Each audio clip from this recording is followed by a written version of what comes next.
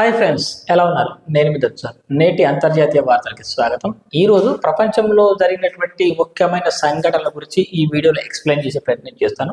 ఇలాంటి మరిన్ని అప్డేట్స్ కోసం మన ఛానల్ని రెగ్యులర్గా ఫాలో అవ్వడానికి సబ్స్క్రైబ్ చేసుకొని పెట్టుకోండి. అలాగనే చిన్న లైక్ ఇచ్చి మీరు ఏమనుకుంటున్నారనేది కామెంట్ సెక్షన్ ద్వారా తెలియజేయండి. సో మీ ఒపీనియన్ అయితే చాలా చాలా ఇంపార్టెంట్ ఫ్రెండ్స్. మీ సపోర్ట్ ఉంటే ఇలాంటి మరిన్ని వీడియోస్ మీ ముందుకు తీసుకొచ్చే ప్రయత్నం చేస్తాను. అయితే ఇంటర్నేషనల్ పరంగా ముఖ్యమైనటువంటి ఇన్సిడెంట్స్ జరుగుతుంటాయి. ఇప్పుడైతే యుద్ధాలు, ఇటు ఉక్రెయిన్ రష్యా యుద్ధం కావచ్చు, ఇరాన్ ఇజ్రాయెల్ యుద్ధం కావచ్చు, అమెరికా ఇరాన్ యుద్ధం కావచ్చు, ఇలాంటి అనేక ఇన్సిడెంట్స్ అయితే ఉంటాయి. సో పేపర్ కటింగ్స్ మొత్తం 10-12 పేపర్ చూసి మరి అందులో ముఖ్యమైనటువంటి వార్ అప్డేట్స్, ముఖ్యంగా మీకు ప్రపంచంలో జరుగుతున్నటువంటి యుద్ధాల గురించి తెలుసుకోవాలనుకుంటే డెఫినెట్గా మన ఛానల్ని సబ్స్క్రైబ్ చేసుకోండి. సో ఖతార్లోని యుఎస్ ఎయిర్ బేస్ పైకి దూసుకెళ్తున్న ఇరాన్ క్షిపణి, అమెరికాపై ఇరాన్ ప్రతీకారం. వాస్తవం చెప్పాలంటే ఇరాన్ పైన అమెరికా B-2 బాంబర్లతో మన దాడి చేసిన సంగతి మనందరికీ తెలిసిందే. సో ఆ దాడి తర్వాత ఇరాన్ ఎలా రెస్పాండ్ అవుతుందా అని చెప్పేసి, ఎలా రిటాలియేట్ చేస్తుందా అని చెప్పేసి అందరు ఎదురు చూశారు. సో ఈ విధంగా అమెరికాను కొట్టేంత, ఆ డిస్టెన్స్ కొట్టేంత లేకపోయినా ఇరాన్ తన చుట్టూ ఉన్నటువంటి గల్ఫ్ రీజియన్ ఏదైతే ఉందో, ఈ గల్ఫ్లో మరి సుమారు 19 ఎయిర్ బేసెస్ ఉంటాయి. అమెరికాకు సంబంధించినటువంటి స్థావరాలు అయితే ఉంటాయి. ఈ సైనిక స్థావరాల మీద ముఖ్యంగా ఈ 19 స్థావరాలు 52,000 పైగా దళాలు ఉంటాయి. సో ఎన్నో విమానాలు, బాంబర్స్, సో ఇవన్నీ ఉంటాయి అన్నమాట. సో ముఖ్యంగా ఖతార్లో ఉన్నటువంటి మరి ఏదైతే అమెరికా స్థావరం ఉందో దానిపైకి సుమారు 10-12 మిసైల్స్ పంపించడం జరిగింది. అవి కూడా బాలిస్టిక్ మిసైల్స్. సో దాని ద్వారా ఎంత నష్టం జరిగింది అనేది ఇంకా ఇన్ఫర్మేషన్ రాలేదు. సో వెస్ట్రన్ మీడియా ప్రభావం కావచ్చు, సో ఖచ్చితంగా ఎంతో కొంత నష్టం జరిగే ఉంటుంది. సో ఉక్రెయిన్ నుంచి రష్యాకి వెళ్ళి డ్రోన్ దాడి చేసినప్పుడు ఎంత నష్టం జరిగింది అనేది వెస్ట్రన్ మీడియా మొత్తం చెప్పేసింది. కానీ ఇక్కడ ఆ సిచ్యువేషన్ లేదు ఇక్కడ. సో అది పరిస్థితి. కొన్ని వార్తలు ప్రపంచానికి తెలియకుండా వెస్ట్రన్ మీడియా దాచిపెడుతుంది, ఇది కూడా గుర్తుంచుకోవాలి. నెక్స్ట్, ఇక బాలిస్టిక్ క్షిపణి దాడులు చేసిన తర్వాత కువైట్, ఇరాక్, బహ్రెయిన్లోని యుఎస్ బేస్ల పైన కూడా చేస్తామని బెదిరించింది.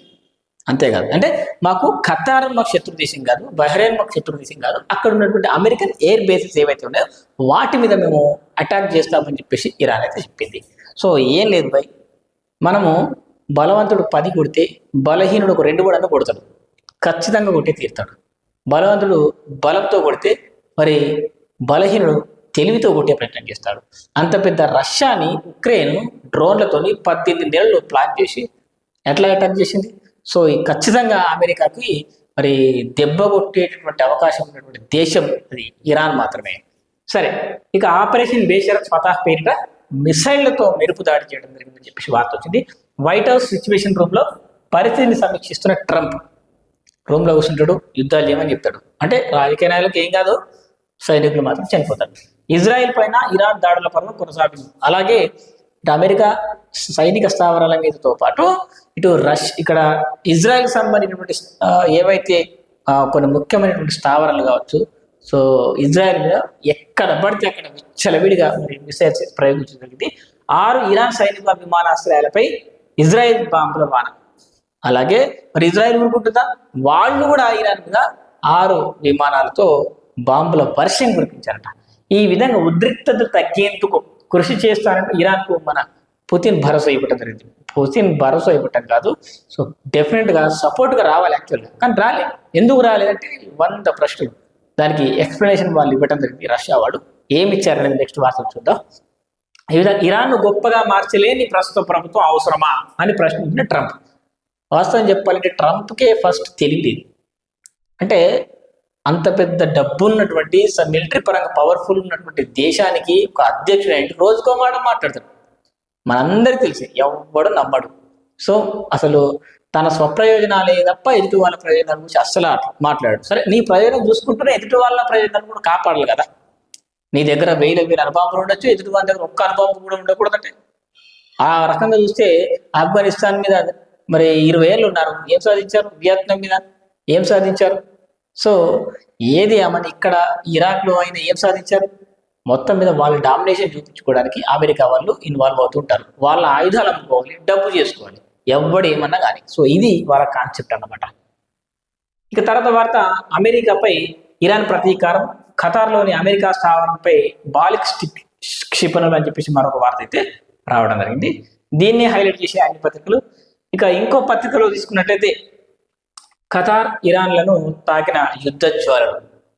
ఇక్కడ ఇజ్రాయెల్ ఇరాన్ మాత్రమే కాదు, అమెరికా ఇన్వాల్వ్ అయింది. సో ఇతర దేశాల్లో కూడా మెల్లిమెల్లిగా యుద్ధం వ్యాపిస్తుంది అని చెప్పేసి పశ్చిమాసియాలో ఉద్రిక్తత పరిస్థితులు ఇంకా పెరుగుతున్నాయని చెప్పేసి మరి ఇక్కడ పేపర్లో రాయడం జరిగింది. ఆ దేశాల్లో అమెరికా స్థావరాలపై ఇరాన్ క్షిపణుల వర్షం, పేలుళ్లతో దద్దరిల్లిన దోహా గగనతలం, క్షిపణుల్ని మధ్యలోనే అడ్డుకున్నాం, ప్రాణ నష్టం లేదన్న ఖతార్, గగనతలాలను మూసివేసిన ఖతార్, బహ్రెయిన్, కువైట్.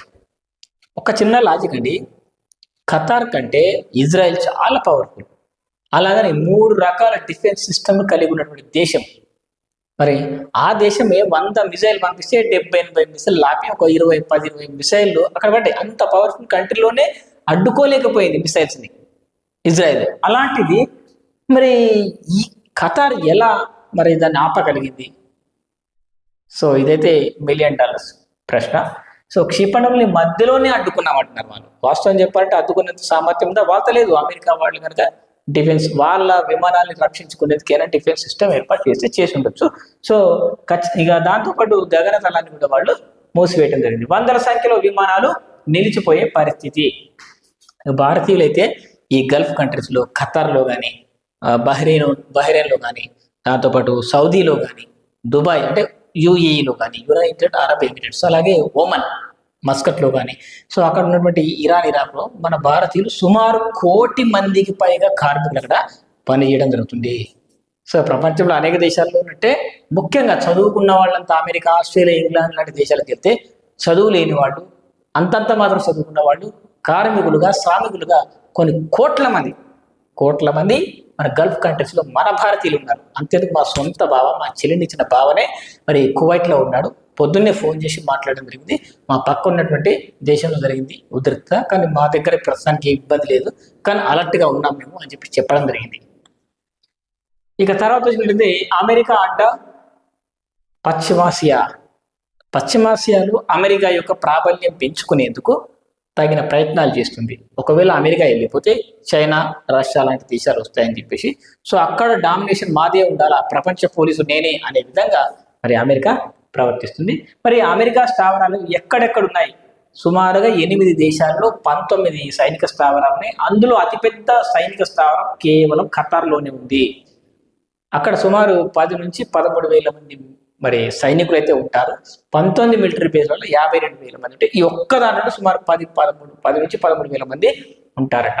మరి ఈ సైనిక స్థావరాల విషయానికి వచ్చినట్లయితే ఎక్కడెక్కడ ఉన్నాయో చూసుకుంటే, ఇకో ఇజ్వర్, ఇన్సిర్లిక్, అలాగే అల్-అసద్, దాంతోపాటు camp Bahrain, camp Arifjan, Kuwait naval base, Eskan, అలాగే ఈ సౌదీ అరేబియాకి సంబంధించినటువంటి ప్రిన్స్ సుల్తాన్ తుమ్రైట్, అలాగే camp Justin Dhafra Al Udeid, US ఐరో ఫ్లీట్ ప్రధాన కార్యాలయం, అలాగే ఎర్బిల్, ఇట్లా అనేక రకాలైనటువంటి ప్రాంతాల్లో మరి ఈ సైనిక స్థావరాలు అయితే ఉన్నాయి. సో ఇది మరి ఇక్కడ ఖతార్లో అల్ ఉదీద్ ఒకటి, దాంతోపాటు దఫ్రా, ఈ 2 ఉన్నాయి. అల్ ఉదీద్ పైన మరి ఈ సైనిక స్థావరాలపై దాడి అయితే జరిగింది. సో ఓవరాల్గా తీసుకుంటే చుట్టుపక్కల ఉన్న దేశాలు ఏంటి చూసుకుంటే, ఇరాన్ చుట్టుపక్కల ఉన్న దేశాల్లో ముఖ్యంగా Syria, Iraq, Kuwait, Bahrain, Saudi Arabia, Qatar, Oman. Oman అంటే ఇప్పుడు మనం మస్కట్ అంటాం కదా, ఇది ఓమన్ అనమాట. ఈ ఖతార్ అనేది చిన్న దేశము. అలాగే ఇది సౌదీ అరేబియా. సో ఇక్కడ బహ్రెయిన్ ఉంటుంది, బహ్రెయిన్, ఇది కువైట్, ఇగో ఇది ఇరాక్, ఇది సిరియా, ఇగో ఇది ఇరాన్. ఈ ఎల్లో కలర్లో కనిపించినంత ఇరాన్ అన్నమాట. సో ఈ మధ్యలో ఉన్నటువంటి ఏదైతే ఈ సముద్ర భాగం ఉందో, ఇక్కడ ఈ భాగంలో హర్ముజ్ జలసంధి అని చెప్పేసి ఉంటుంది, స్ట్రైట్ ఆఫ్ హర్ముజ్ అంటారు. సో ఈ ప్రపంచంలో ఉన్నటువంటి ఆయిల్ అనేది 20 to 30% ఇక్కడ నుంచే రవాణా అవుతుంది. సో దీన్ని మరి IRGC సైనిక దళాలు ఇక్కడ దీన్ని క్లోజ్ చేసి సో ప్రపంచానికి అస్తవ్యస్తం చేద్దామని అనుకుంటున్నారు. వాళ్ళు శాంతిగానే ఉండేవాళ్ళు, బట్ వీళ్ళు కావాలని దుందుకు చర్యలు చేసేసరికి ఇక శాంతి లేదు, ఏం లేదు, డైరెక్ట్ యుద్ధమే, మేము ఉంటే ఉంటాం, పోతే పోతాం అన్నటువంటి మాటలు మాట్లాడుతున్నారు వాళ్ళు. ఇక అమెరికాపై ఇరాన్ ప్రతీకార దాడి అని చెప్పేసి వార్త వచ్చింది. అమెరికాపై దాడి అంటే అమెరికా యొక్క ఈ ఈ సైనిక స్థావరాల మీద దాడి చేయడం జరిగింది. ఇరాన్పై విరుచుకుపడ్డ ఇజ్రాయెల్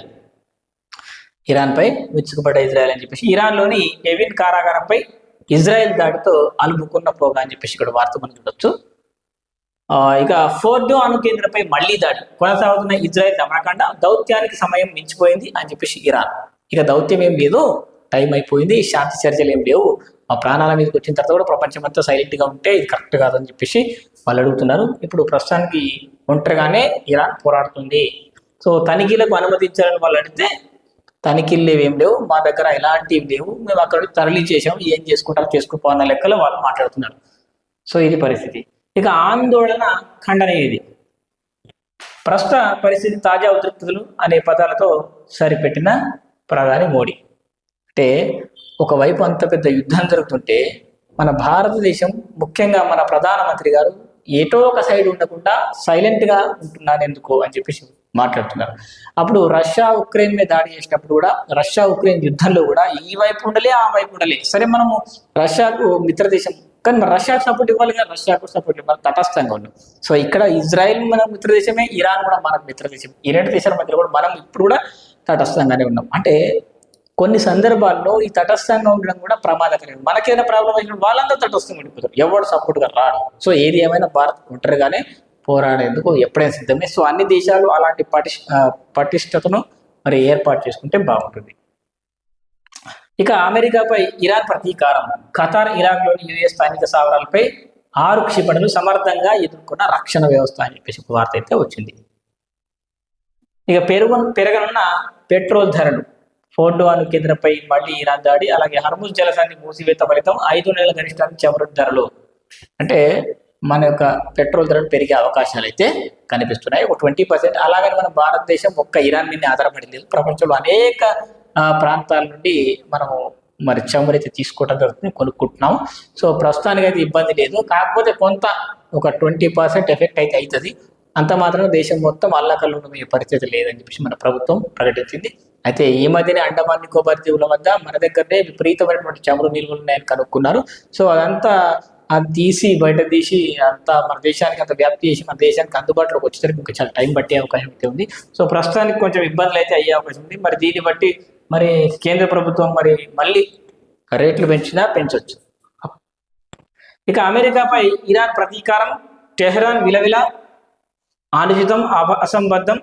ఇరాన్పై దాడులను ఖండించిన రష్యా అధ్యక్షుడు పుతిన్, ఇరాన్ ప్రజలకు అండగా ఉంటామని హామీ. పుతిన్కు ఖమేనీ ధన్యవాదాలు. అండగా ఉంటాము అంటే ఎంతవరకు అండగా ఉంటారు? ప్రస్తుతానికి సైనికులు రావట్లేదు, ఆయుధాలు ఇవ్వట్లేదు, కానీ ఒక టైం వస్తే పరిస్థితి చేయి దాటిపోతే మాత్రం డెఫినెట్గా రష్యా కానీ చైనా కానీ ఎంటర్ అయ్యే అవకాశం అయితే ఉంటుంది. సో ఇంతటితో మరి అమెరికా సైలెంట్గా ఉంటుందా, లేకపోతే ఇంకా ఇక నన్ను ఎవరు ఆపుతారులే అని చెప్పేసి ఇంకా ముందుకెళ్తారా అనేది చూడాల్సి ఉంది. ఇరాన్పై దాడికి ట్రంప్ ముందే ప్లాన్. 19న నిర్ణయించి 21న బాంబుల దాడి. 2 వారాల తర్వాత అనేది ఇరాన్ను తప్పుదారి పట్టించేందుకే గోప్యంగా ఆపరేషన్ మిడ్ నైట్ హ్యామర్. 2 వారాల తర్వాత యుద్ధం చేయాలా, మరి ఏం చేయాలా అని ఆలోచించుకుంటామని చెప్పి 2 రోజులు సడన్గా అటాక్ చేశారు. ఎందుకంటే శత్రువుకు దెబ్బ కొట్టడానికి, వాళ్ళకి తప్పుదో పట్టించడానికి 2 వారాల తర్వాత అంటున్నారు కాబట్టి కాస్త పీస్ ఉంటుందేమో, ఆలోచిద్దాం ఏం చేద్దామని ఇరాన్ సైలెంట్ అయిపోయింది. కానీ సడన్గా రాత్రి వాళ్ళు వచ్చి దాడి చేశారు. అంటే దీన్ని బట్టి ప్రపంచ దేశాలు ఏమన్నా అర్థం చేసుకుంటాయి అంటే మనల్ని పక్కదగు పట్టించడానికి. యుద్ధం అంటేనే అరాచకం, అందులో నీతి ఒకటి అవినీతి ఒకటి ఉంటుంది. అట్లేముంటుంది, యుద్ధం అంటేనే నాశనం అంతే. ఇక మనం మాట మీద నిలబడలేమా, వార్ క్రైమ్ కాదా, ఇవన్నీ ఉండవు. ఒకసారి గాయపడినోడు వాడు ఈడ కొట్టాలని ఏముండదు, ఆడబడతాడు కొట్టేశాడు. సో ఇట్లాంటి ఉంటుంది పరిస్థితి. ఇక అమెరికా స్థావరాలపై ఇరాన్ ప్రతీకార దాడులు అని చెప్పేసి మళ్ళీ ఇంకో వార్త వచ్చింది. బ్లెస్సింగ్స్ ఆఫ్ విక్టరీ ఆపరేషన్లో భాగంగా దాడులు చేసినట్టు ఇరాన్ ప్రకటన. ఇక తర్వాత యుఎస్ స్థానిక స్థావరాలపై ఇరాన్ ప్రతీకార దాడులు అని చెప్పేసి ఇంకో వార్త వచ్చింది. అంటే ఆల్మోస్ట్ అన్ని పేపర్లో కూడా ఇదే వార్త వచ్చింది. మండుతున్న మధ్యప్రాచ్యం, ఇరాన్ ఇజ్రాయెల్లో పరస్పర దాడులు అని చెప్పేసి మరొక వార్త వచ్చింది. 408 కిలోల యురేనియం ఎక్కడ? ఈ వార్త ప్రధానంగా తీసుకుంటే కొండను తవ్వి ఎలుగను పట్టినట్టు అనే సామెత ఉంది. మరి అమెరికా అంత పెద్ద బాంబర్లు వేసుకొని వచ్చి, బంకర్ బస్టర్ బాంబులు తీసుకొని వచ్చి మరి ఏం సాధించినట్టు? అక్కడ రేడియేషన్ లీక్ లేదు, ఏం లేదు. కాబట్టి దీన్ని బట్టి మనం అర్థం చేసుకోవాల్సింది ఏంటంటే యురేనియంని అక్కడి నుంచి ముందుగానే ఇరాన్ తరలించింది. వీళ్ళు ఎంత ఖర్చు పెట్టి ఇంత నాశనం చేసినా వాళ్ళు మనసులో పెట్టుకుంటారు, ఏదో ఒక రూపంలో రిటైలేట్ చేయడానికి వాళ్ళు ప్రయత్నం అయితే చేస్తారు. సో మరి నెక్స్ట్ ఇరాన్ ఎలా ప్రతిఘటిస్తుంది అనేది చూడాల్సి ఉంది. రేపటి వార్తలు తెచ్చుకొని ప్రయత్నించిద్దాం. ఇక ఇజ్రాయెల్లో మా వాళ్ళు ఉన్నారు అని పుతిన్ చెప్పడం జరిగింది. సరే, పుతిన్ ఎందుకు డైరెక్ట్గా రంగంలోకి దిగలేదు అంటే ఒక కారణం చెప్పారు వాళ్ళు. మా దేశంలో ఉన్నటువంటి, అంటే ఇజ్రాయెల్ దేశంలో 90 లక్షల జనాభా ఉంది. 90 లక్షల జనాభాలో 20 లక్షల మంది మా వాళ్ళే ఉన్నారు. కాబట్టి మాకు వాళ్ళకు సంస్కృతి పరంగా మరి కొంత సంబంధాలు అయితే ఉన్నాయి. అలాగని ఇరాన్తో కూడా మాకు మంచి సంబంధాలు ఉన్నాయి. మా దేశంలో కూడా సుమారు 15% మరి అరబ్స్ అంటే ముస్లిం ఇస్లాం ప్రజలు ఉన్నారు. కాబట్టి ఈ సమయంలో మీకు తటస్థంగా ఉండటం మంచిది, పరిస్థితి చేయి దాటిపోతే అప్పుడు ఆలోచిద్దాంలే అని చెప్పేసి వాళ్ళు మాట్లాడడం జరిగింది. ఇరాన్ యొక్క మరి విదేశాంగ మంత్రి మాస్కోకి వెళ్ళి మరి అడిగితే ఈ రకంగా చర్చ జరిగినట్టు మరి మనకు తెలుస్తుంది. ఒంటరైన ఇరాన్, వాస్తవం చెప్పాలంటే ప్రస్తుతం 57 ముస్లిం దేశాలు ఉన్నప్పటికీ ఒక్క దేశం కూడా ఇరాన్కి సపోర్ట్గా లేదు. బట్ వాళ్ళు ఎలాంటి స్టెప్ తీసుకోవాలని ఆలోచించలేదు. సో ఇది షియా ముస్లిం కంట్రీ అని చెప్పేసి కావచ్చు. సో ఒక్కొక్క దేశం, వాస్తవం చెప్పాలంటే చాలా దేశాల్లో ఈ గల్ఫ్ కంట్రీస్లో ప్రజాస్వామ్య పరిపాలన లేదు, రాజులే పరిపాలిస్తారు. వాళ్ళు కూడా అమెరికా లాంటి దేశాలకు తొత్తులుగా పనిచేస్తారు. కాబట్టి వాళ్ళు ఆ విధంగా నడిపిస్తున్నారు. కష్టకాలంలో అండగా ఉంటామన్నటువంటి ఎవ్వరు కూడా అండగా ఉండలేరు. అంతేందుకు హెజ్బుల్లా, హమాస్, ఇరాక్లోని మిలిషియా మిలిటరీలు కానీ వీళ్ళందరూ కూడా సపోర్ట్గా రాలేదు. వాస్తవం చెప్పాలంటే ముందే వీళ్ళని మరి ఇజ్రాయెల్ తుడిచిపెట్టేసింది. ఆల్మోస్ట్ ఉన్నత స్థాయి నాయకత్వం మొత్తం చనిపోయారు. కొంతమంది ఉన్నారు, మరి వాళ్ళ పరిస్థితి అనేది తెలీదు. ఈ విధంగా మరి ఇజ్రాయెల్ రష్యన్ దేశమే, మా దేశమే ఒక రకంగా 20% మా వాళ్ళే ఉన్నారు. కాబట్టి మేము ఏం చేయలేకపోతున్నామని మరి రష్యా చెప్తుంది. దీన్ని మీ కామెంట్ ఎందుకు చెప్పండి. ఇక అమెరికాతో ట్రేడ్ డీల్ లేనట్టేనా?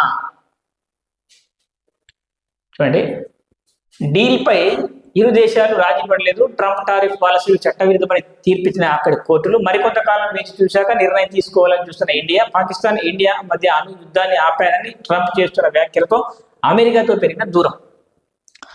అయితే ఆపరేషన్ సింధూర్ తర్వాత పాకిస్తాన్ కాళ్ళ బేరానికి వచ్చి ఇండియాతో సీజ్ ఫైర్ అగ్రిమెంట్ కుదుర్చుకుంది. సో దీన్ని నేనే యుద్ధం ఆపినా, నాకే నోబెల్ పీస్ ప్రైజ్ కావాలి అని చెప్పేసి ట్రంప్ ప్రయత్నాలు చేస్తున్నాడు. వాస్తవం చెప్పంటే 15 సార్లు ట్రంప్ ఎక్కడ పడితే అక్కడ, ఏ దేశం వెళ్ళినా, ఏ వేదిక మీదకి వెళ్ళినా ఇండియా పాకిస్తాన్ వారు నేనే ఆపినా, నేనే మధ్యలో ఆపేసిన అని చెప్పి గొప్పలు చెప్తున్నాడు. మళ్ళీ మనల్ని గట్టిగా కౌంటర్ ఇచ్చి వాళ్ళ విదేశాంగ మంత్రితో గట్టిగా మాట్లాడితే అప్పుడు మళ్ళీ తెల్లరు ఏం చెప్పాడు, ఆ మధ్యలో ఉన్నటువంటి 2 దేశాల మధ్య ఉద్రిక్తతను తగ్గించడానికి కారణం నేను కాదు, వాళ్ళే మాట్లాడుకున్నారు. మళ్ళీ ఒక స్టేట్మెంట్ ఇచ్చాడు. ఇదంతా అయిపోయిన తర్వాత ఇప్పుడు మళ్ళీ ఈ రోజు ఉన్నటువంటి వార్తల ప్రకారం మళ్ళీ ఏం చెప్తున్నారు వాళ్ళు, నేనే యుద్ధం ఆపిన, ఇండియా పాకిస్తాన్ యుద్ధం వాళ్ళు. అసలు ఒక మాట మీద ఉన్నాడా? పొద్దున ఏం మాట్లాడుతున్నాడు, మధ్యాహ్నం ఏం మాట్లాడుతున్నాడు, రాత్రికి ఏం మాట్లాడుతున్నాడు, బొర్రున్నదా లేదా? అక్కడ కోర్టులే ఆయన చేసే విధానాలను వ్యతిరేకిస్తున్నాయి. అక్కడ ప్రజలు ఇప్పుడు ఎంతమంది రోడ్ల మీదకి వచ్చి నిరసన తెలియజేస్తున్నారో వాళ్ళు. అమెరికా ప్రజలకి ఏంటంటే, ప్రపంచంలో ఇతర యుద్ధాలు ఎందుకు, మా సైనికులు చనిపోవడం ఎందుకు, మాకు వచ్చేది లేదు పోయేది ఏం లేదు. వియత్నంలో ఏం జరిగింది, ఆఫ్ఘనిస్తాన్లో ఏం జరిగింది, ఇరాక్లో ఏం జరిగింది, సో ఇన్ని చూసిన తర్వాత కూడా మాకు అవసరమా అని చెప్పేసి వాళ్ళు అంటున్నారు. సో స్టార్టింగ్లో ఏమన్నాడు, మా ప్రయోజనాలే ముఖ్యమన్నాడు. మళ్ళీ అన్ని రకాల యుద్ధాలు ఈయనే ఎగదూస్తున్నాడు. ఒక రకంగా 3వ ప్రపంచ యుద్ధం కనుక వస్తే దానికి డెఫినెట్గా ఈ ట్రంపే కారణమైన అనుకోవచ్చు. 17వ బ్రిక్స్ శిఖరాగ్ర సదస్సు అని చెప్పేసి ఒక వార్త వచ్చింది. మరి ప్రాంతీయ సహకార సంస్థ బ్రిక్స్ 17వ శిఖరాగ్ర సదస్సు వచ్చే నెల 6వ 7వ తేదీల్లో మరి బ్రెజిల్లోని రియో డిజనీరోలో జరుగుతుంది. ఈ సదస్సుకు బ్రెజిల్ అధ్యక్షత వహించనుండగా మరింత సమ్మిళిత స్థిరమైన పాలన కోసం గ్లోబల్ సౌత్ సహకారాన్ని బలోపేతం చేయడం అనే థీమ్తో నిర్వహించనున్నారు. అసలు బ్రిక్స్ బ్రెజిల్, అలాగే ఇండియా, రష్యా, చైనా, దక్షిణాఫ్రికా దేశాలతో ఏర్పడినటువంటి ఒక కూటమి. సో ఇది నాటో తర్వాత అత్యంత పవర్ఫుల్ కూటమి ఏదైనా ఉందంటే ఈ బ్రిక్స్ మాత్రమే. ఇందులో 5 శాశ్వత సభ్య దేశాలు, మరో 5 తాత్కాలిక సభ్య దేశాలు ఉంటాయి. ఆ తాత్కాలిక సభ్య దేశాలు అంటే బ్రిక్స్లో ఇక్కడ ఇరాన్ కూడా ఒక మెంబరే, అది గుర్తుంచుకోవాలి. సో ఈ విధంగా ప్రపంచంలో ఉన్నటువంటి అత్యధిక పవర్ఫుల్ సంస్థల్లో, ఎక్కువ శక్తి కలిగినటువంటి సంస్థల్లో ఇది కూడా ఒకటి. ఈ సదస్సు అనేది మరి ప్రాంతీయంగా ఎలాంటి గొడవలు లేకుండా ఒకరి మధ్య ఒకరు సహకారం అందించుకునే విధంగా ఉంటుంది. సో బ్రిక్స్ కరెన్సీ తీసుకొద్దామని రష్యా చైనాలు అంటుంటే ఇండియా ఒక్కటి ఆపుతుంది. ఒకవేళ ట్రంప్కు చెక్ పెట్టాలంటే బ్రిక్స్ కరెన్సీ కనుక తీసుకొస్తే ప్రపంచంలోని మరి సగం దేశాలు ఈ బ్రిక్స్ కరెన్సీ మీదనే ఆధారపడాల్సి వస్తుంది. ఎందుకంటే Russia military super power, China ఫైనాన్షియల్గా సూపర్ పవర్గానే ఉంది, ఇండియా ఇప్పుడు సూపర్ పవర్గా ఎదుగుతోంది. సో ఈ 3 భారీ దేశాలు ఒకవైపు ఉంటే కనుక ఇక అక్కడ అటు నుంచి బ్రెజిల్, అటు నుంచి సౌత్ ఆఫ్రికా, ఆఫ్రికాలో టాప్ సౌత్ ఆఫ్రికా, ఇక్కడ బ్రెజిల్. సో ఇలాంటి దేశాలు 10 దేశాలు ఒక దగ్గర ఉండి ఒక కరెన్సీని కనుక తీసుకొస్తే డెఫినెట్గా డాలర్కు అది పెద్ద దెబ్బే. సో దానికి కూడా వ్యతిరేకంగా మరి మనం ప్రయత్నం చేస్తూ ఉంటే మొన్న కెనడాకి G7కి మన మోడీ గారిని పిలవటం జరిగింది. సో అది ఆయన మన సైడ్ గుంజుకుంటే దానికి ఈ బ్రిక్స్ కరెన్సీ రాకుండా మనం ఆపొచ్చు అన్న వాళ్ళ ప్రయత్నం. సో ఇది ఏమైనా మరి మన దేశానికి మరి ఈ బ్రిక్స్ అనేది చాలా ఇంపార్టెంట్ ఇందులో ఉండడం. కాకపోతే చైనా ఉంది, చైనా ఒకటి దుందుడు చర్యలు కాకుండా సహకారంగా మెలిగితే మాత్రం డెఫినెట్గా ఇండియా చైనా 2 సూపర్ పవర్స్గా ఇంకా ముందుకెళ్ళే అవకాశం ఉంది. కానీ చైనా ఎప్పుడు ఒక సామ్రాజ్యవాద ధోరణి లాగే ఆలోచిస్తుంది. ఎప్పుడు కూడా చైనా ఇతర దేశాలను ఆక్రమించాలి, ఈ తైవాన్ నా దేశము, ఈ ఫిలిప్పీన్స్ నాది, ఇవన్నీ దేశాలు నావి, ఈ అరుణాచల్ ప్రదేశ్ నాది. సో ఇట్లా అనేక ప్రాంతాలను మరి ఆక్రమించుకోవాలి ఆలోచనలో ఉంటుంది. ఎప్పటికైనా ఇటు ఏకకాలంలో చైనాతో, అటు పాకిస్తాన్తో, ఇటు బంగ్లాదేశ్తో 3 దేశాలతో ఏకకాలంగా యుద్ధం చేయడానికి సిద్ధంగా మన దేశం తన సైనిక పాఠవాన్ని మరి తయారు చేసుకుంటుంది. ఈ ఒకటి గమనించాలి. ఇక రాకాశ యుద్ధ విమానం అమెరికా B-2 బాంబర్ ప్రత్యేకతలు ఎన్నో. వాస్తవం చెప్పాలంటే ఈ B-2 బాంబర్ ప్రత్యేకతలు ఏంటి అని చెప్పి చాలా మంది అడగడం జరిగింది. ప్రపంచంలో అత్యంత ఖరీదైనది, సుమారు మరి $2 బిలియన్, అంటే 18,000 కోట్లు అత్యంత ఖరీదైంది. కేవలం 21 మాత్రమే ఖరాబ్ అయింది, 20 మాత్రమే ఉన్నాయి. సో ప్రపంచవ్యాప్తంగా అవి అమెరికా దగ్గర ఉన్నాయి. దీనికి టెక్నాలజీ అంటే స్టెల్త్ టెక్నాలజీ. ఇది రాడార్లో ఎక్కడ కనిపించదు, చాలా పెద్దగా ఉంటుంది, వెడల్పులో 52 మీటర్ల పొడవు ఉంటుంది. దీనికి తోక అనేది ఉండదు, ఓన్లీ రెక్కలే ఉంటాయి. దీనికి మొత్తం ఒక డిఫరెంట్ టెక్నాలజీతో మరి ఆ స్టెల్త్ మోడ్లో ఉండేటట్టు ఎక్కడ కనిపించకుండా ఉండే విధంగా ఇన్విజిబుల్ మోడ్ అన్నమాట. సో ఆ విధంగా ఈ B-2 బాంబర్ అయితే ఉంటుంది.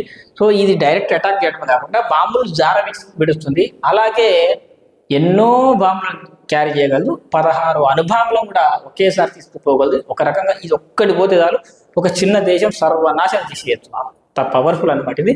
సో ఇంత పవర్ఫుల్ మరి ప్రపంచంలో ఏది లేదు. ఒక రకంగా చెప్పంటే ఈ పేరు ఎత్తినట్లయితే B-2 స్పిరిట్ బాంబర్ అంటారు దీనికి. మరి దీని ఆకారం గబ్బిలం నమూనాలు ఉంటుంది. ఇక్కడ గబ్బిలం కాదు, ఫాల్కన్. మరి వాళ్ళు ఏమనుకుంటారో తెలియదు. సరే, ఇక రెక్కల పొడవు 172 అడుగులు అంత పొడవు ఉంటాయి ఈ రెక్కలు. బరువు వచ్చినట్లయితే 72,575 కిలోలు. పొడవు వచ్చినట్లయితే 69 అడుగుల పొడవు, 69 అడుగుల పొడవు ఉంటుంది. ఇంజన్లు 4 ఉంటాయి. ఒక ఇంజన్ ఫెయిల్ అయితే ఇంకోటి, అది కూడా ఫెయిల్ అయితే ఇంకోటి, ఇట్లా 4 ఇంజన్లు ఉంటాయి. ఇక పైలట్లు మొత్తం 2 ఉంటారు. అదే కంప్యూటర్ ఆపరేటర్ ద్వారా వస్తుంది. వీళ్ళు కమాండ్ ఇస్తా ఉంటే సిగ్నల్ అది మనం చెప్పినట్టు చేస్తుంది అనమాట. ఇక గరిష్ట వేగం వచ్చినట్టు గంటకు 1010 కిలోమీటర్లు, అంటే 1000 కిలోమీటర్లు ఫర్ అవర్, 1000 km/h అంత స్పీడ్తో ఇది వెళ్తుంది అనమాట.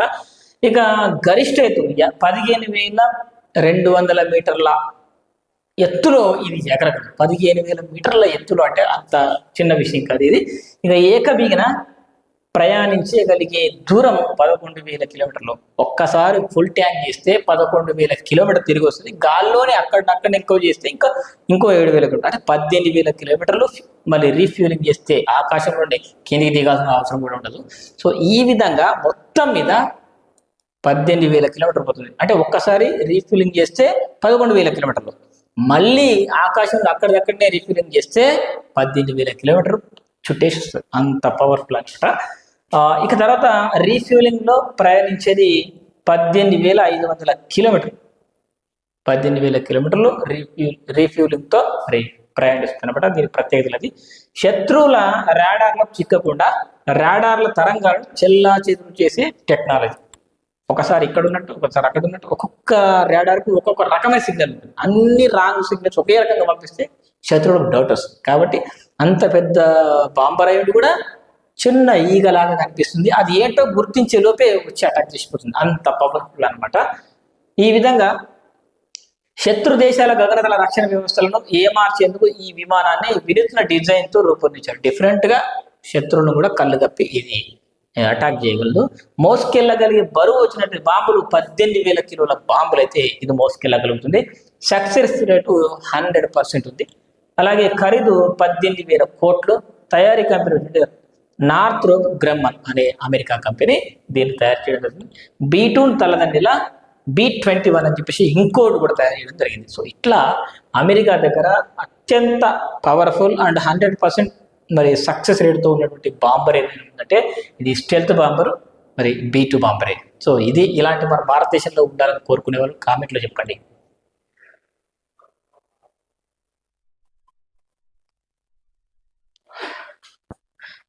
ఇజ్రాయెల్ పెద్ద నేరం చేసింది, దాన్ని శిక్షిస్తున్నామని చెప్పేసి ఖాల్ఖమైని చెప్పడం జరిగింది.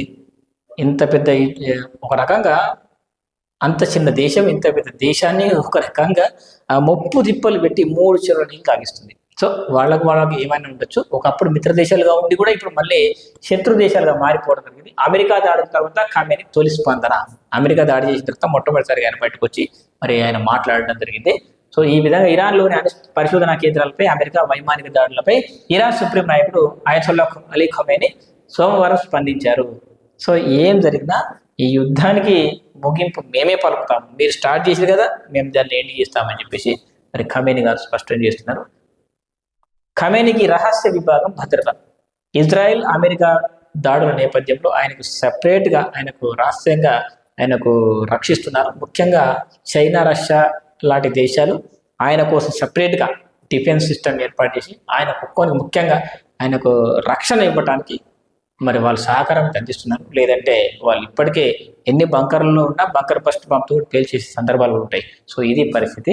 సో ఈ విధంగా ఏ దేశం మీద అయినా దాడి చేస్తే ఖచ్చితంగా వాళ్ళు రిటాలియేట్ చేసే అవకాశం అయితే ఉంటాయి. స్విస్లో నల్లధనం ట్రిపుల్. స్విస్ బ్యాంకులో మరి నల్లధనం ట్రిపుల్ అయిందట. వాస్తవం చెప్పాలంటే నరేంద్ర మోడీ ప్రభుత్వం వచ్చినప్పుడు స్టార్టింగ్లో అందరికి అకౌంట్లో 15 లక్షలు వేస్తాం అని చెప్పేసి అప్పట్లో చెప్పడం జరిగింది. ఇతర దేశాల్లో ఉన్నటువంటి నల్లధనం తీసుకొస్తామన్నారు. కానీ అప్పటికి ఇప్పటికి 3 రెట్లు పెరిగింది. సో అప్పటికంటే ఇప్పుడే ఎక్కువైంది. అంటే సుమారు 2,115 లక్షల కోట్లు, అంటే 2,000 లక్షల కోట్లు, 2,000 లక్షల కోట్లట. 2,115 లక్షల కోట్లట. 2,000 కోట్లు అంటే అంత ఈజీ కాదు. ఇదంతా నల్లధనం అన్నమాట. సో ఈ విధంగా దేశ ఆర్థిక వ్యవస్థకు పెనుభారంగా మరి ముప్పుగా మారింది ఈ పరిస్థితి. సో స్విస్ బ్యాంకులో నల్లధనం భారత ర్యాంకు వచ్చినట్లయితే మరి సంవత్సరం ర్యాంకు అంటే 2015లో 75 ర్యాంకులో ఉంటే, 2016లో 88 ర్యాంకులో ఉంటే, సో 2024 విజన్కి వచ్చినట్టు 48. అంటే ర్యాంకు తగ్గిందంటే మన యొక్క డబ్బు పెరుగుతుంది, మనం దాచుకునే సొమ్ము పెరుగుతుంది అని అర్థం. సో ఈ విధంగా స్విస్ బ్యాంకులో మరి డబ్బు దాచుకున్న దేశాల లిస్టులో తీసుకున్నట్టయితే 48వ స్థానంలో ఉంది. ఒకప్పుడు 75, 88 నుండి 48 వచ్చింది. అంటే ఇంత డబ్బు ఇంకా పెరుగుతుంది మన దగ్గర. అంటే స్విస్ బ్యాంకుల్లో భారతీయుల డబ్బు ఏ రూపాల్లో ఎంత ఉంది అని తీసుకున్నట్లయితే ఇతర బ్యాంకుల నుంచి 32,000 కోట్లు ఉన్నాయట. బ్యాంకుల నుండి 32,000 కోట్లు, కస్టమర్ డిపాజిట్ల రూపంలో 3,600 కోట్లు, ఇక ట్రస్టుల ద్వారా 436 కోట్లు, సెక్యూరిటీలు బాండ్ల ద్వారా 1,438 కోట్లు. సో ఈ విధంగా అన్ని రకాలుగా నల్లధనం అక్కడ ములుగుతుంది. సో ఇది పరిస్థితి.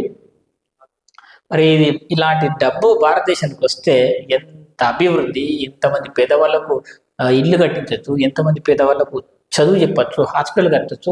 మరి ప్రభుత్వాలు దీనికి పరిష్కార మార్గం చూపవా అంటే ఇతర దేశాలు, ఇప్పుడు స్విస్ బ్యాంక్ అనేది స్విట్జర్లాండ్లో ఉంది, వాళ్ళు పర్మిషన్ ఇవ్వరు. వాళ్ళ రూల్స్ అంటే కస్టమర్ సేఫ్టీ వాళ్ళకి ఇంపార్టెంట్. సో ఇట్లా రకరకాల ఫ్యాక్టర్స్ అయితే ఆధారపడి ఉంటాయి.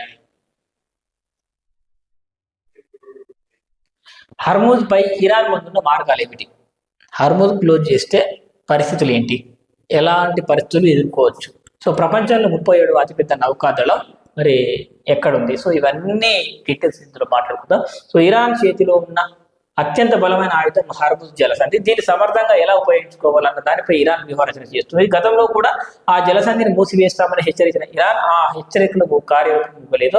సో ఇన్ని రోజులు మూసేస్తాం అంది కానీ ఇప్పటిదాకా మూయలేదు. సో ఇప్పుడు ఈ పరిస్థితులు దృష్టిలో పెట్టుకొని అమెరికా దాడి చేసిన తర్వాత మేము డెఫినెట్గా మూసేస్తామని వాళ్ళు ప్రకటించడం జరిగింది. వాళ్ళ యొక్క పార్లమెంట్లో కూడా వాళ్ళందరూ ఏకగ్రీవంగా మరి ఓటేయడం జరిగింది. డెఫినెట్గా దాన్ని మూసేస్తున్నామని ప్రకటించడం జరిగింది.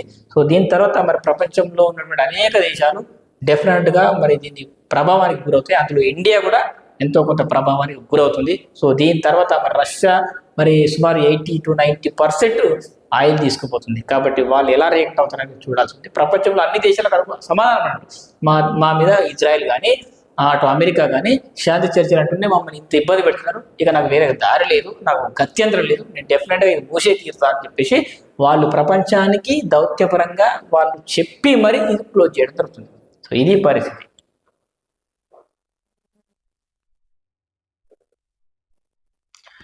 పర్షియన్ గల్ఫ్ పై ఎగరని విమానాలు. పర్షియన్ దేశాలన్నీ అంటే ముఖ్యంగా ఈ గల్ఫ్ రీజియన్లో ఉన్న కంట్రీస్ అన్ని మరి ఈ యుద్ధం కారణంగా విమానాల రాకపోకలను నిషేధించడం జరిగింది.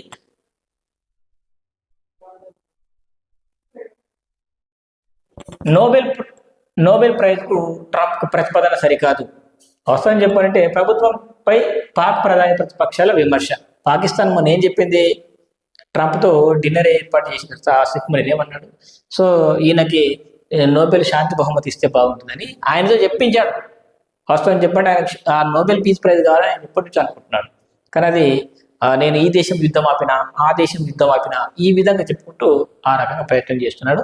వాస్తవం చెప్పండి, ఈ పాకిస్తాన్ లాంటి నీచమైన దేశాన్ని మరి దగ్గర రానివ్వడం కష్టం, అంటే వాళ్ళు చేతులు కలుపు అంటే టెర్రరిస్ట్ దేశం అని చెప్పేసి ముద్రేస్తున్నారు కదా. మరి అలాంటి టెర్రరిస్ట్ దేశంతో కలిసిపోయినటువంటి మరి అమెరికా ఏమనాలా? అమెరికా టెర్రరిస్ట్ దేశం అన్నారు. ఇప్పుడు ఒక రకంగా ప్రపంచంలో ఉన్నటువంటి అన్ని ఉద్రిక్తలు కారణం వాళ్లే. సో దీన్ని ఎందుకు దృష్టిలో పెట్టుకోండి. కొంత కామెంట్లో మేము ఇజ్రాయెల్ సపోర్ట్ చేస్తాము, ఇరాన్ సపోర్ట్ చేస్తాము, రకరకాల మాట్లాడుతున్నారు. సో ఇరాన్ అంటే ముస్లిం కంట్రీ, దాన్ని తుక్కు చేసేలా అంతా టెర్రరిస్ట్లే అనుకుంటే మరి ఈ పాకిస్తాన్ కూడా టెర్రరిస్ట్ కంట్రీ కదా. బట్ పాకిస్తాన్ టెర్రరిస్ట్ కంట్రీ అయినప్పుడు పాకిస్తాన్తో దోస్తాన్ చేస్తున్నటువంటి అమెరికా ఎలాంటి కంట్రీ? మరి అమెరికాతో మరి ఎందుకు దౌత్యం, అమెరికాతో రిలేషన్స్ ఏంటి?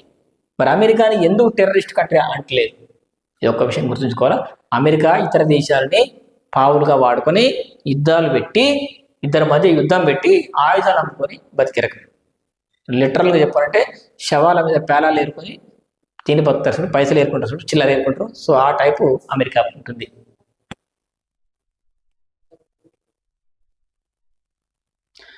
ఇక చిక్కడు దొరకడం అని చెప్పేసి ఒక వార్త అయితే వచ్చింది. ఈయన ఏ బంకర్లోనూ ఉండి ఆయన కోసం వెతికితే ఆయన దొరకట్లేదని చెప్పేసి వెస్ట్రన్ మీడియా ఈ విధంగా చెప్పింది. సో మొత్తం మీద ఇజ్రాయెల్ దాడులతో ఆగ్నేయంలోకి వెళ్ళినటువంటి ఇరాన్ సుప్రీం లీడర్ ఖమేనీ ఆయన ఆచూకీ ఎవరికి తెలియకుండా జాగ్రత్తలు, కంటికి రెప్పలా కాపాడుకుంటున్న భద్రతా దళాలు, ఖమేనీ కోసమే వేట సాగిస్తున్న ఇజ్రాయెల్ నిఘా వర్గాలు ఆయన ఎంత మోసాలు అంటారు కదా. సో వాళ్ళు కూడా మరి ఈయన కోసం వెతకడం ప్రారంభించారు. సో ఆయన పటిష్టమైన భద్రతతో మరి ఆయన కాపాడుతున్నారు. అమెరికా దాడుల తర్వాత బంకర్లోకి ఈయన వెళ్ళిపోవడం జరిగింది. ఇక రష్యా దాడుల్లో 12 మంది మృతి అని చెప్పేసి మరొక వార్త. ఇటు ఈ రెండు దేశాల యుద్ధం జరుగుతుంది, కానీ అటు రష్యా ఉక్రెయిన్ వార్ మరి అప్డేట్ తీసుకుంటే ఉక్రెయిన్ రష్యా దాడి చేసింది, 12 మంది చనిపోయినట్టు ప్రకటించడం జరిగింది. కీవ్ పై బాంబుల వర్షం, ఉక్రెయిన్ పై విడిచిపెట్టిన రష్యా 350 పైగా డ్రోన్లు, 11 క్షిపణులతో దాడి, ఆసుపత్రులు, నివాస భవనాల ధ్వంసం, 10 మందికి పైగా సాధారణ పౌరులు మృతి అని చెప్పేసి ఒక వార్త వచ్చింది. అమెరికా వ్యాప్తంగా యుద్ధ వ్యతిరేక నిరసన. అమెరికాలో మరి ఆ దేశ ప్రజలే ఈ యుద్ధాల జోలికి వెళ్ళకండి అని చెప్పేసి, మన ఆర్థిక వ్యవస్థ, మన సైనికుల ప్రాణాలు పోతాయి, సో మనకి ఇబ్బంది అని చెప్పేసి ఆ దేశంలోనే ట్రంప్కు వ్యతిరేకంగా ఎంతో మంది నిరసన తెలియజేస్తున్నారు. సో ఇది ఫ్రెండ్స్ ఇవాళ వీడియో. మరి ఇలాంటి మరిన్ని వార్తలు మీకు కావాలనుకుంటే మన ఛానల్ సబ్స్క్రైబ్ చేసుకోండి. సో డెఫినెట్గా రెగ్యులర్గా ఒక వీడియో అయితే మనకు అందుబాటులో ఉంటుంది. సో పొద్దున్న లేవగానే ఇంటర్నేషనల్ న్యూస్ వార్తలు కావాలంటే మరి మన ఛానల్ సబ్స్క్రైబ్ చేసుకోండి. Thank you friends, thanks for watching, bye.